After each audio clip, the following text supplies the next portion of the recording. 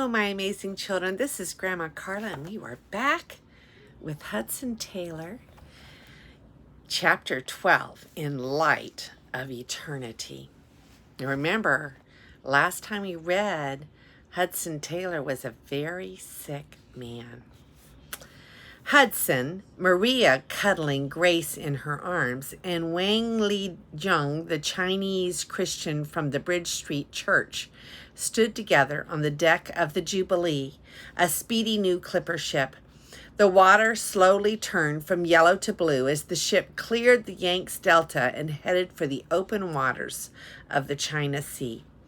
Hudson strained for his last look at China. His heart was so heavy he could not speak. There was still so much to do for God in China, but he could not stay. His body had betrayed him. After 6 years in China, at age 28, he had contracted tuberculosis.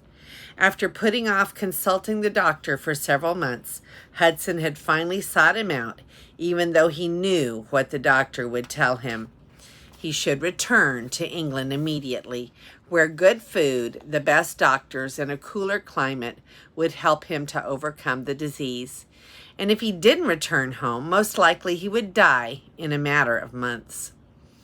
The Jubilee made the trip back to England in only 4 months, which was a good thing because 1-year-old Grace screamed with teething most of the trip. And Maria got gastroenteritis, while Hudson had dysentery on top of his other health problems. Wang Li Jung also became terribly seasick. They were all very glad when the coastline of England came into view. The Jubilee docked in Gravesend in late November 1860, and they caught a train to London. In London, they made their way to Bayswater, the home of Amelia and her new husband, Benjamin Broomshall. Louisa, his youngest sister, now 20 years old, was also waiting for him there. They had a joyful, long-anticipated reunion, and after several days with Amelia and Benjamin, they took the train to Barnsley and a warm reunion with his parents. Before he left London, though, Amelia managed to persuade Hudson to cut off his queue and begin wearing English clothes again. 2 weeks later, Amelia and Benjamin, as well as Aunt Hannah and Uncle Richard from Hull, arrived in Barnsley for Christmas. Maria felt welcomed into Hudson's family, and just seeing everybody again made Hudson feel better. After Christmas, they returned to London and rented a house close to the London hospital. Wang Li Jun moved in with them. Hudson went to the hospital where his former instructor told him that his liver, digestive system, and nervous system had all been badly damaged by his illness. Recuperation would be a long process, and it would be many years before his health would be strong enough for him to travel overseas again. Despite the bad news, Hudson did not get depressed. There was just too much to do. Although he may have left China, China had not left him. The country was continually on his mind. He bought a huge map of China and pinned it to the wall opposite the desk in his study. It was the first thing he saw when he began work in the morning and the last thing he prayed for at night. Slowly, as he regained his strength, he began to plan for his eventual return to China, even though he had no idea when that would be. Hudson's experiences with the hospital in Ningpo had shown him the need to complete his medical training. That was why he had rented a house close to London's hospital's new medical college building.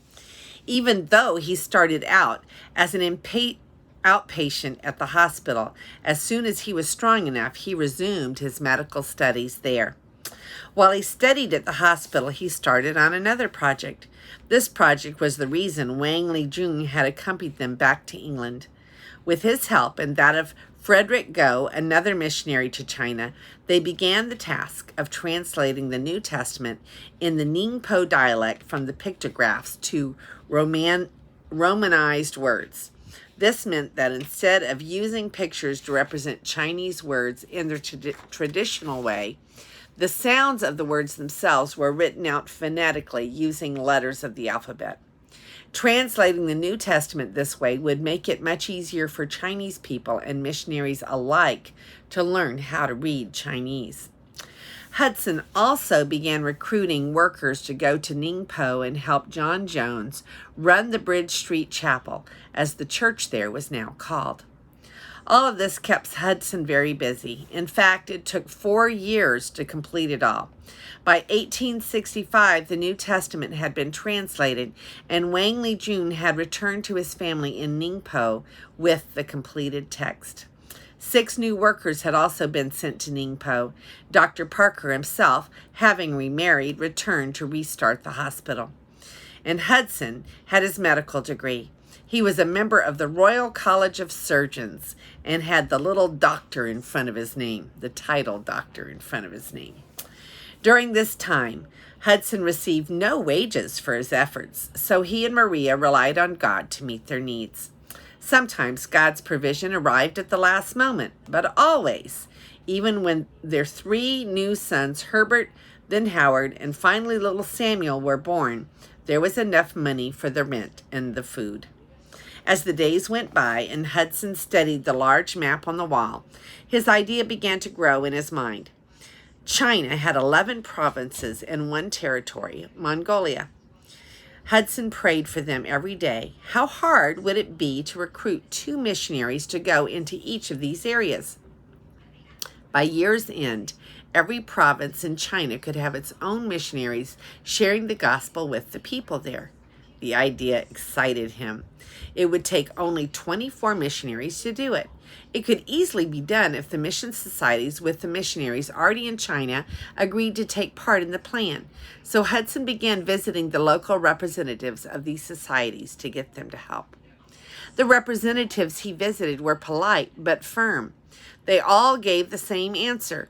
They didn't have enough money or the right personnel to send missionaries into the interior.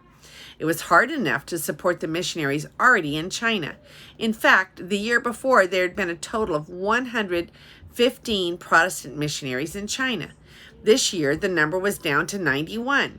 Hudson, they pointed out, needed to accept the reality that China was no longer a fashionable place to send missionaries. It was dangerous and very foreign. Hudson could hardly believe what he was hearing. With that kind of attitude, there would be no missionaries left in China in a few years, and just at the time when the country was really beginning to open up. They had to keep sending missionaries.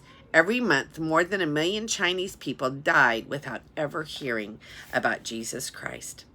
Over and over, Hudson asked himself the question, why wasn't someone doing something? As he thought about it, the question slowly and quietly turned itself around his mind. Why aren't I doing something? Deep in his heart, he struggled with the answer. He knew there was no one in England better suited to recruit a group of missionaries to move into the heart of China than he and Maria. But he did not want the responsibility for other people's lives. It was too great a load to bear, having others rely on him for their safety and guidance. On his return to China, Dr. Parker had fallen off a horse into an icy river and drowned. One of the 6 missionaries Hudson had recruited and sent to Ningpo had contracted cholera and died. Even his good friend John Jones had become so sick that he had to return to England. On the voyage home, he died and now lay buried on some faraway, forgotten island. Such sad news made Hudson long to be in China to help and encourage those left working there. But how could he accept the responsibility for the lives of others who might go? He felt caught in the middle. Part of him wanted to organize an all-out missionary assault on China, but the other part of him was too scared to ask people to go, knowing he would be responsible for them. Hudson became very stressed over the whole matter. He couldn't seem to sleep or eat, and his health was starting to deteriorate again. Maria could see the strain in her husband, and she was pleased when he announced he was going to Brighton for a few days to rest. He would stay with Mr. Berger, the man who had begun supporting the hospital work in Ningpo, right at the time they ran out of money. Maria hoped the sea air and the Christian fellowship would help clear Hudson's mind.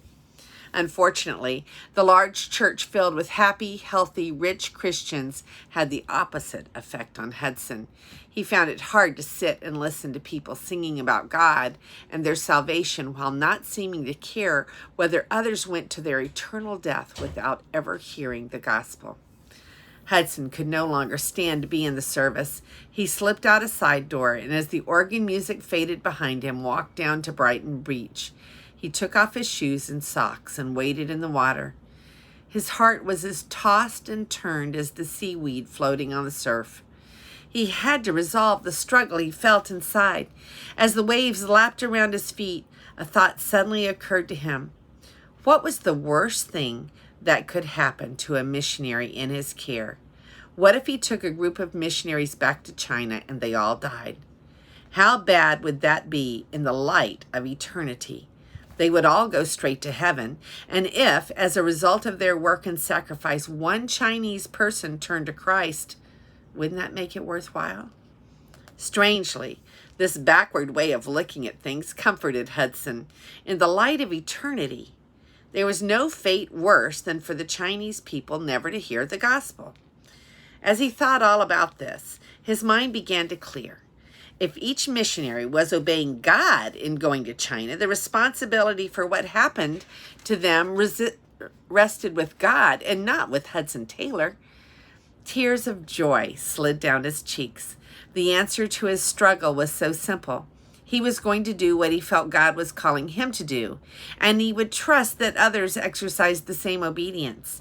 Standing in ankle-deep water on Brighton Beach, Hudson prayed and asked God to raise up 24 workers for China.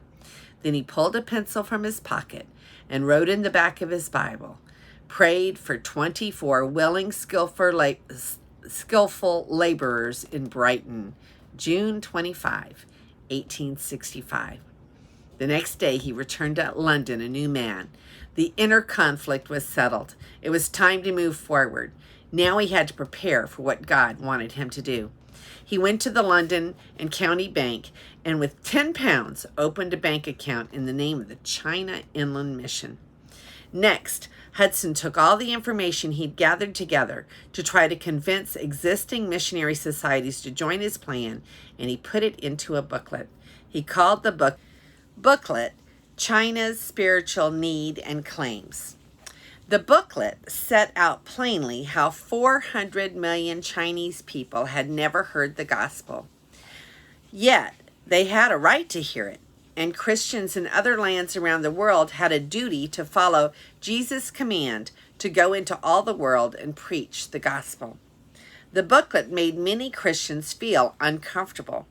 Was it possible that they were partly responsible for the million people in China who died each month without knowing of Jesus Christ? Even though it made people feel uncomfortable, China's Spiritual Need and Claims was a bestseller. It was reprinted time and again as more and more people read it and shared it with their friends.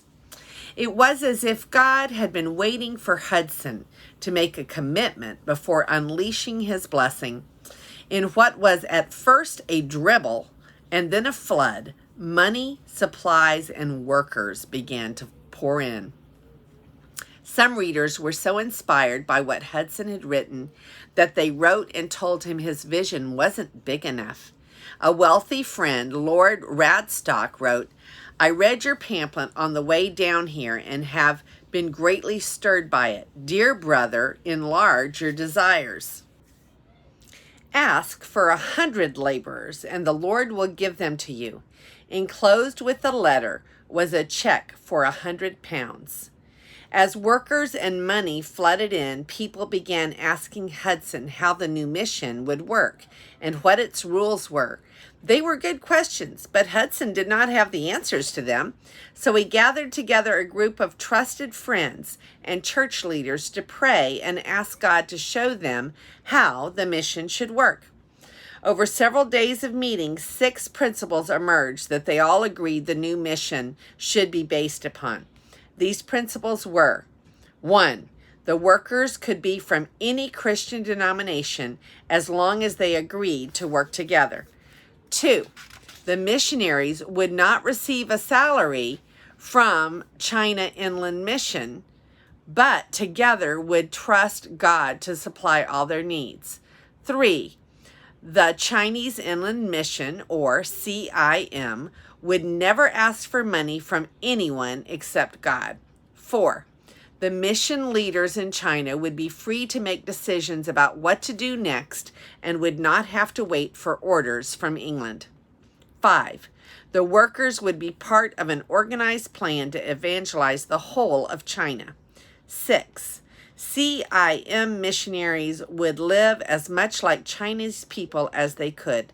They would wear Chinese clothes, eat with chopsticks, and live in Chinese-style homes. The years of quiet recuperation, study, and translation were over for the Taylors. There were so many things to organize and supervise. By May 1866, Hudson had spoken at meetings and rallies from one end of England to the other, as well as in Scotland and Ireland. Many people had offered prayer, money, or themselves to reach the people of China with the gospel. Time was drawing near for the Taylors, their 4 children, and the first group of 16 missionaries to leave for China. When they arrived in China, they would be joined by the missionaries Hudson had recruited earlier and sent to Ningpo. All the group needed now was several £100 to pay for their passage and a ship with enough space to transport them all. Hudson had seen God work in many wonderful ways during the past 4 years in London. He had no doubt that God would quickly meet their remaining needs. While the team waited in London to see how God would get them to China, Hudson accepted an invitation to speak at a large gathering at a place called Totteridge. The gathering was like so many others Hudson had spoken at in the past few months. It was organized by John Puget, a retired Army colonel. During the service, Hudson held up a map of China and told those in attendance about his plan to reach the whole interior of the country with the gospel. He used Scotland as an example. In Scotland, there were several thousand ministers to care for Scottish Christians, and everyone had access to Bibles and Christian books. In China, it was the exact opposite. There were not even one minister for every 4,000 people in China. Surely, Hudson pointed out, it was the duty of Christians in Scotland and every other Christian nation to reach out to China. After he finished speaking, Hudson dismissed the meeting and sat down. Nobody moved. The room was silent. People had never heard the challenge to take the gospel to every person put quite the way Hudson had put it. Colonel Puget, who was a quick thinker, saw a wonderful opportunity. The new mission surely needed money, and many people in the audience would be glad to give it. The colonel jumped to his feet. "Brothers and sisters in Christ," he began, "tonight we have heard from a remarkable man with a remarkable vision. The flyer advertising this meeting said that there would be no money collected. But I know many of you would be upset if you could not give. I am sure Dr. Taylor would not mind if we took a collection." Now it was Hudson's turn to jump to his feet. "Mr. Chairman, I beg you to keep to the conditions we agreed to," he said. "If after thought and prayer the congregation is satisfied that a gift of money is what God wants them to give, then it can be given to any missionary society with missionaries in China, or it can be mailed to our London office."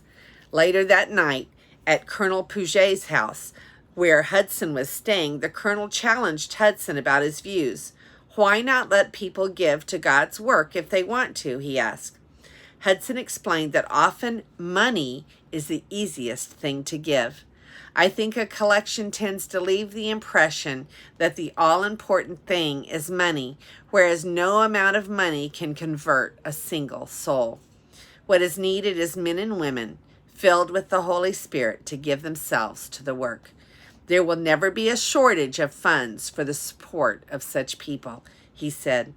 Colonel Puget shook his head. "I think you are mistaken. A great opportunity was lost tonight." The 2 men went to bed, and the next morning Hudson was up bright and early. He was in the middle of breakfast when a letter arrived from London. It was from Maria, and he ripped it open, eager to read how things were going. As he read it, he smiled. A ship big enough for them all had just docked. It was called the Lammermuir, and it was looking for passengers for its next trip to Shanghai, leaving May 26.